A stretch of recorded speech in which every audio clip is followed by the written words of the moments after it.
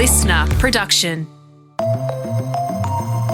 Hey, welcome to this episode of The Briefing. I'm Bension Siebert. After more than 460 days of war, the killing of more than 46,000 Palestinians and 1,200 Israelis, a ceasefire deal has been reached with the hopes of ending the conflict in Gaza. If it passes Israel's cabinet, the pause in fighting starts Sunday in the first phase of a three-phase plan, with each step conditional on the last. Celebrations broke out in the streets of Israel and Gaza in response to the news. But is this really the end to the war? And if this ceasefire holds, who rebuilds Gaza? Who governs it? And what would have to happen to turn temporary ceasefire into permanent peace? Professor Greg Barton is Chair in Global Islamic Politics at Deakin University. Greg, does ceasefire mean the war in Gaza is over? Well, the ceasefire is in 3 stages at least. This news is very welcome. It's a great relief, but there are no winners here. And to the extent that we can really feel that the war is over, it's going to take getting through the end of stage 3, which is the rebuilding stage. The next stage, stage 2, involves the return of the remainder of the 100 hostages. We don't know whether these are live hostages or how many would be dead. The first stage has 33 of those 100 returned. So, yes, this could be the end of the war. It would certainly make sense that all wars end, and it's certainly long overdue for this war to end. But the ending of the war is achieved in stage 3, and that's still, there's a lot of negotiation and trust building before we get to there.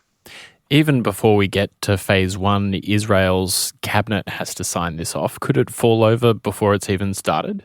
It certainly could. I mean, this deal, really was put on the table back in May of last year in the basic elements, and it's fallen over repeatedly up until now. That's why this war's gone on 15 months. Many would argue that the key member of the cabinet that's caused this to fall over has been the Prime Minister. He would say it's because he couldn't get his ministers lined up in the various parties in his coalition supporting it. There's good reason to believe that Prime Minister Netanyahu is really going to push through with this. It's in his interest. He's getting into the period of the Trump presidency, second presidency. That's something he's been clearly waiting for. He's said as much. And he's been reconfiguring his cabinet in a way that allows him to deal with difficult ministers like Smotrich and still have the numbers to push through. So there's reason to be hopeful. But why now exactly? This has been going for 15 months. Exactly, and the basic details of this current deal, as I said, go back to something proposed by President Biden in May of last year and could have been achieved in May or certainly by July of last year. If you listen to the critics of Netanyahu, they'd say he's wanted to perpetuate the war up until this point because as long as the war went on, he remained Prime Minister. He couldn't be prosecuted. He's facing serious civil prosecutions. And he was hoping against hope that that Trump would be re-elected for a second term and would be supportive of him. We're just days away from Trump being inaugurated. It should have happened at least by the middle of last year. It didn't, and that's a human tragedy. We don't know fully all the reasons it's failed in the past. What will the next 6 weeks look like in Gaza if this first phase comes to pass? If the first phase comes to pass, we should see the end of constant attacks by the Israeli Defense Forces. We should see 600 aid trucks a day going into Gaza. I mean, that's just what's needed to keep people alive.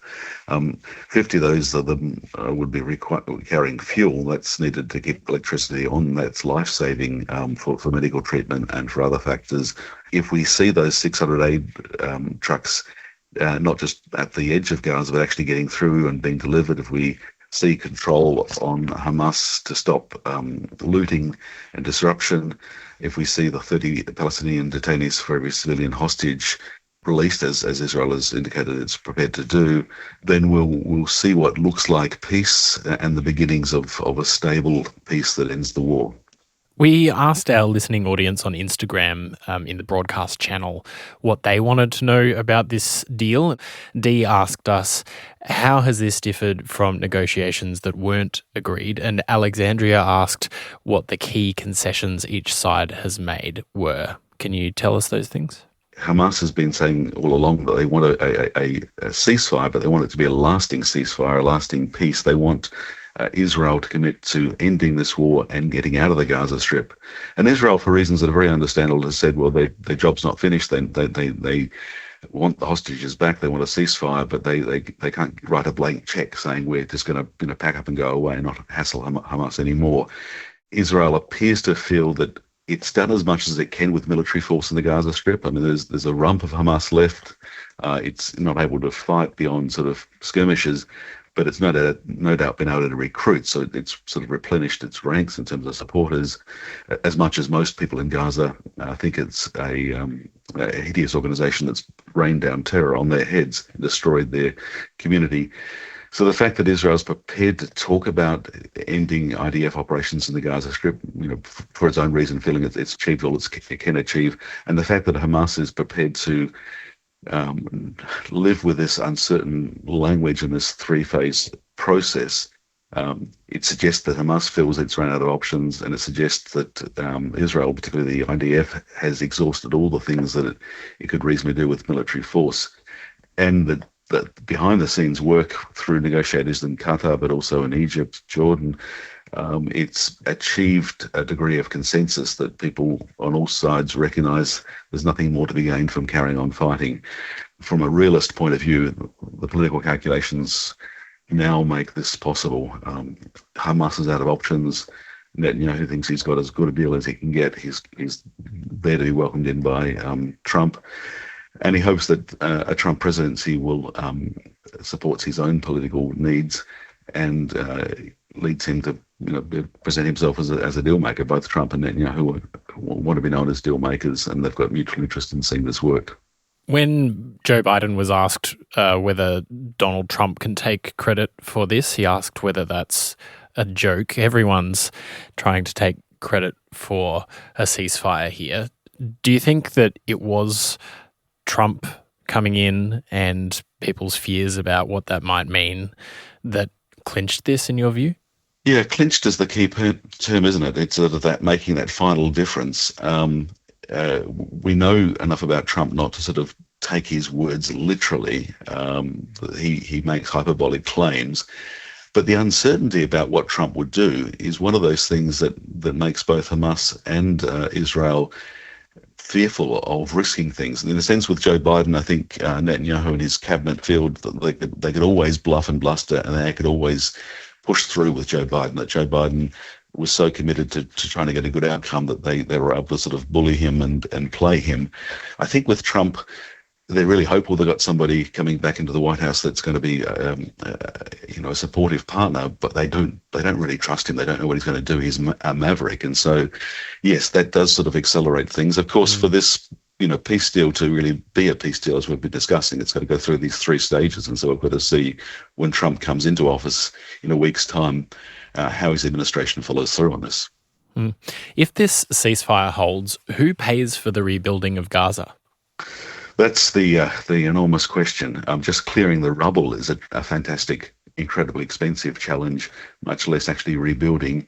And of course, that rubble contains live ammunition and unfortunately contains many thousands of bodies.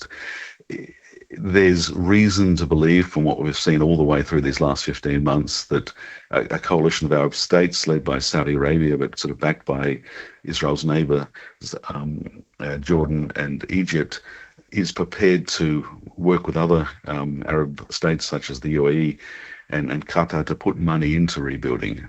So there's no doubt also that the US and Western allies would also contribute if they felt that there was good, stable, long-term prospects. But those details haven't been spelled out. They've no doubt been discussed in quite some detail in negotiations, but not publicly.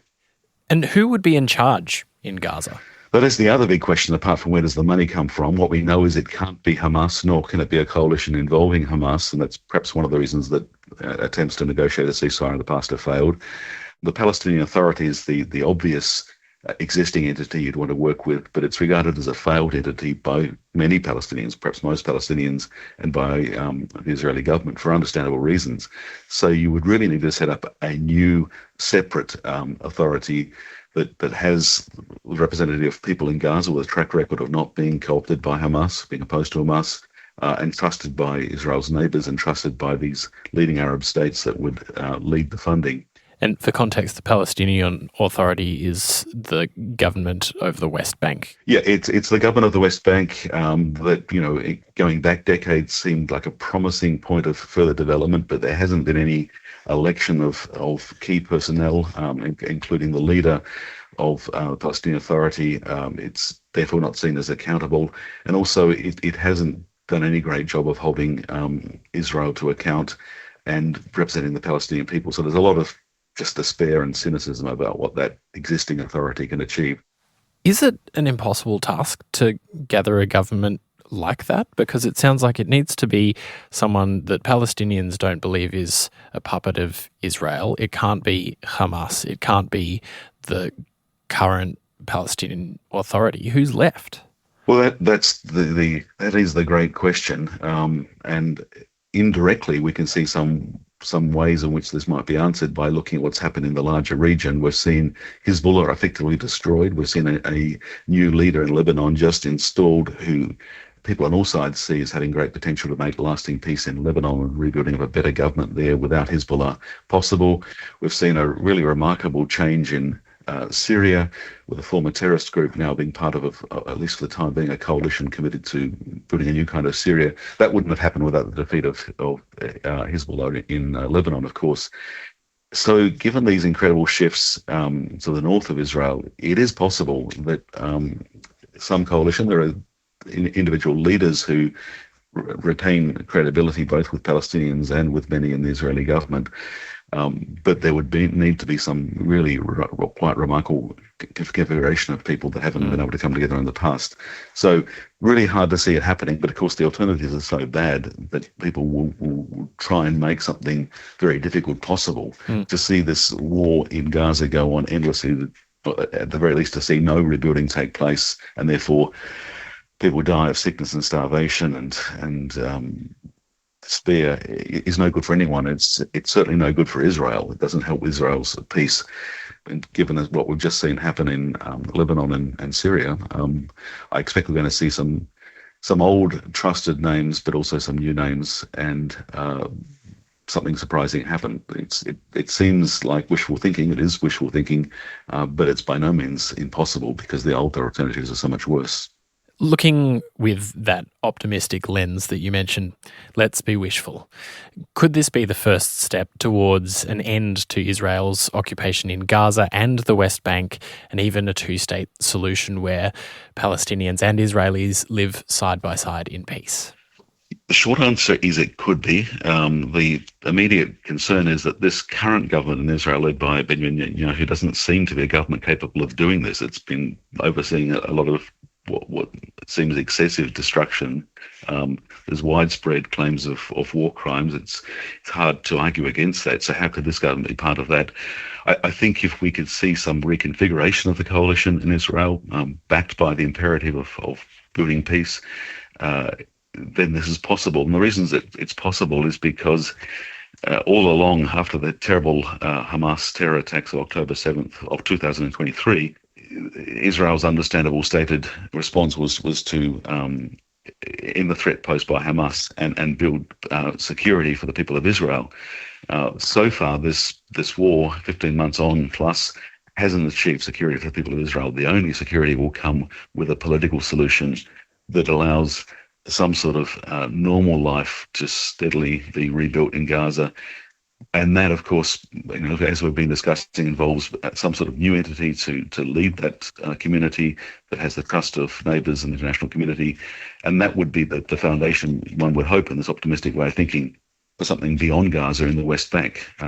Those elements have not been in place. If something's going to happen in Gaza, it's going to have to require the building of this new kind of administration, which could be the basis of a negotiated process of cooperation beyond Gaza, including the West Bank. Well, let's hope, I suppose. Greg Barton, thanks so much for joining us on The Briefing. Very good to join you. Thank you. Greg Barton there. He's the chair in Global Islamic Politics at Deakin University. That's it for this episode of The Briefing. Thanks for listening. We'd love it if you could share this ep with someone who might want to know more about what this ceasefire means. If you want to keep up with our other content, you can check us out on Instagram at The Briefing Podcast, where you can join our broadcast channel and get your questions asked on the show. We're also on TikTok and YouTube. Search Listener Newsroom. We'll be back in your feed tomorrow from 6 a.m. I'm Bension Siebert. Catch you next time.